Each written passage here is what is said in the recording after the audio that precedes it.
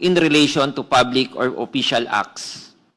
Sa kabilang banda naman, dinefine nito ang corruption in its fundamental sense as the act of an official fiduciary person who unlawfully and wrongfully uses his station or charter to procure some benefit for himself or for another person.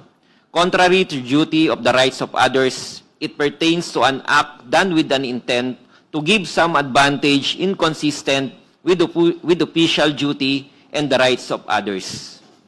Kasama sa Desus complaint ang aligasyon na ang totoong layunin ng pagbuo ng ICI ay para protektahan ang mga taong punot dulo ng korupsyon sa bansa.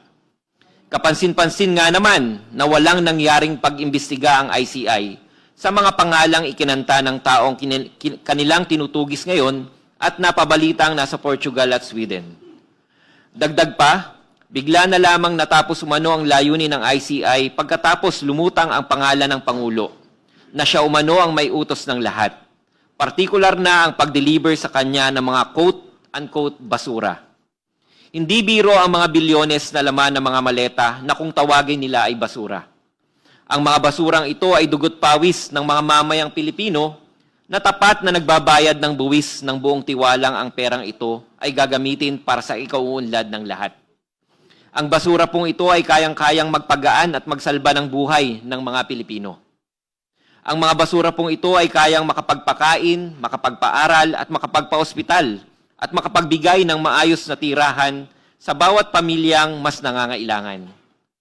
Ngunit ang basurang ito sa kasamaang palad ay di umano ginamit para sa pangsariling interes ng iilang tao lamang at kasama na diyan di umano ang ating Pangulo.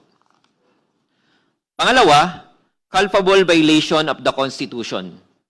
Binanggit na ito ni kagalang-galang na si Father Bernas sa kanyang komentary na The 1987 Constitution of the Republic of the Philippines.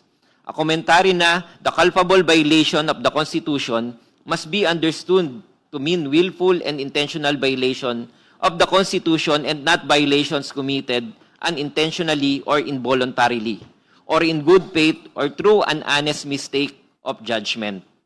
Kasama sa complaint ang aligasyon na nagkaroon ng Pangulo ng pag-bypass sa ating justice system, ng kanyang hinayaang maipadala ang dating Pangulong Presidente sa ibang jurisdiksyon, partikular na sa International Criminal Court para doon litisin. Nangyari ito sa pamamagitan ng pagkilos ng PNP na alam nating lahat ay sumusunod at nasa ilalim ng direktiba ng ating Pangulo. Pangatlo, betrayal of public trust.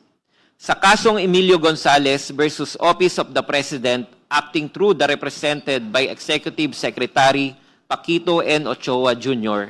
et al., sinabi ng ating Korte Suprema na the Constitutional Commission eventually found it reasonably acceptable for the phrase betrayal of public trust to refer to acts which are just short of being criminal but constitute gross faithlessness against public trust, tyrannical abuse of power, inexcusable negligence of duty, favoritism, and gross exercise of discretionary powers.